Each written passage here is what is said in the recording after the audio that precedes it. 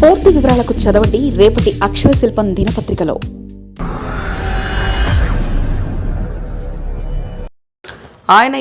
ఈయన ఇలా సీఎం చంద్రబాబుకి రాంగ్ ఫీడ్బ్యాక్, జగన్మోహన్ రెడ్డికి నో గైడెన్స్, చంద్రబాబుకు తప్పుడు నివేదికలు, జగన్మోహన్ రెడ్డితో పట్టిందే పట్టు. ఇలా అయితే ఎలా అంటున్న కార్యకర్తలు. ఆంధ్రప్రదేశ్లో 2 పార్టీలు, ప్రతిపక్షం అటు కూటమి పార్టీలోనూ టీడీపీ 2 పార్టీల్లో కూడా అధినేతలకు రాంగ్ ఫీడ్బ్యాక్ వెళ్తుందట. ముఖ్యంగా చంద్రబాబు నాయుడు అధికారులే రాంగ్ ఫీడ్బ్యాక్ ఇస్తున్నట్లు తెలుస్తుంది. ఇక జగన్మోహన్ రెడ్డి కూడా ఎవరి మాట వినడం లేదట. తాను పట్టిన కుందేలకు 3 కాళ్ళు అన్న చందాన ఆయన వెళ్ళిపోతున్నారే తప్ప ఎక్కడ ఆలోచిస్తున్నట్లు కనిపించలేదు. ఇలా అటు ప్రతిపక్ష వైసీపీ, ఇటు కూటమిలోని టీడీపీ 2 పార్టీలలో అధినేతలు వారు తప్పుల మీద తప్పులు చేస్తూ వెళ్తున్నారట. గత అనుభవాన్ని వీరు ఏమాత్రం పట్టించినట్లు కనిపించడం లేదు. మొదటి సీఎం చంద్రబాబు నాయుడు గురించి చెప్పుకోవాలి.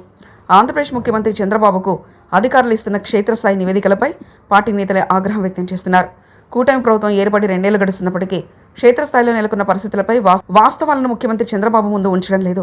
చంద్రబాబు జిల్లా పర్యటనలోనూ, ప్రతి 3 నెలలకు ఒకసారి జరిపే జిల్లా కలెక్టర్ సమావేశంలోనూ నిజాలను దాచిపెట్టి ఆల్ ఫీల్ గుడ్ అంటూ చెప్తుండటంతో దాన్ని ఆయన నమ్మిస్తున్నారు. గ్రౌండ్ లెవెల్లో ప్రజలు కూటమి సర్కారు పట్ల తెలియజేస్తున్న అభిప్రాయాన్ని మాత్రం దాచిపెడుతున్నారు. చంద్రబాబు అయినా జగన్ అయినా అధికారులపై ఆధారపడక తప్పదు. ఐఏఎస్, ఐపీఎస్లు పాలనాపరంగా కీలకం కావడంతో వారిపై ఆధారపడాల్సి ఉంటుంది. అయితే అదే సమయంలో వాస్తవ విషయాలను, క్షేత్రస్థాయిలో ఏం జరుగుతుందన్న విషయాలను ఎమ్మెల్యేలతో సమావేశం నిర్వహించాలి.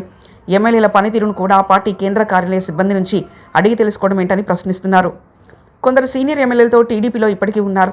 గోరెట్ల బుచ్చయ్య చౌదరి, ధూళిపాక నరేంద్ర, కళా వెంకట్రావు వంటి వారితో ముఖాముఖి సమావేశమైతే వారు అసలు విషయాలు చెప్తారంటున్నారు.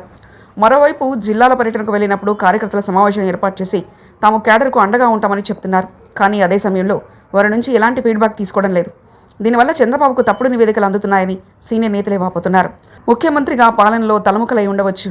కూటమి ప్రభుత్వం సంక్షేమం, అభివృద్ధి వేగంగా తీసుకెళ్తున్నప్పటికీ క్షేత్రస్థాయిలో మాత్రం అంతా బాగాలేదని, సంక్షేమ పథకాలు కొందరు అర్హులకు కూడా అందలేకపోవడాన్ని ఎవరూ పట్టించుకోవడం లేదని అంటున్నారు. మొత్తం మీద చంద్రబాబు తన పాలనలో ఏం జరుగుతుందన్న విషయాన్ని నేతల నుంచి ఫీడ్బ్యాక్ తీసుకోవడం మంచిదని సూచిస్తున్నారు. ఇక ఇప్పుడు జగన్మోహన్ రెడ్డి విషయానికి వద్దాం.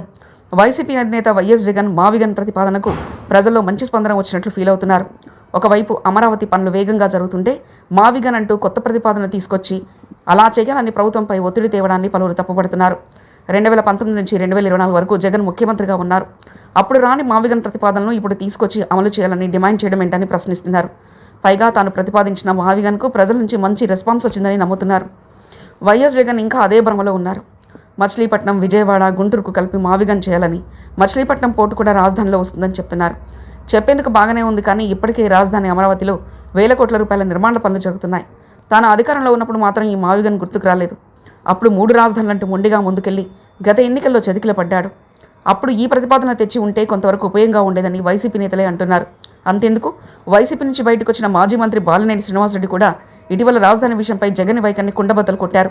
తను పలుమార్లు జగన్కి నచ్చచెప్పేందుకు ప్రయత్నించానని, నాగార్జున యూనివర్సిటీ వద్ద రాజధాని నిర్మాణం చేపడితే అన్ని ప్రాంతాల ప్రజలకు దగ్గరగా ఉంటుందని తాను చెప్పినా జగన్ పెడచెవిన పెట్టారని, కానీ ఇప్పుడేమో మావిగన్ అంటూ కొత్త ప్రతిపాదన తెచ్చి ప్రభుత్వాన్ని ఇరుకున పెట్టాలని ప్రయత్నిస్తే ప్రయోజనం ఏంటని ఆయన ప్రశ్నించారు. మొత్తం మీద జగన్ కొత్త కన్ఫ్యూజన్లో ఉన్నట్లు కనిపిస్తుంది. ఆ కన్ఫ్యూజన్ నుంచి బయటకు రాకుంటే జగన్ పార్టీకి మరోసారి ఇబ్బందులు తప్పేలా కనిపించడం లేదు.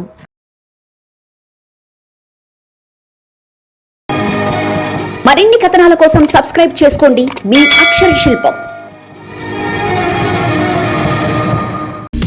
పూర్తి వివరాలకు చదవండి రేపటి అక్షర శిల్పం దినపత్రికలో.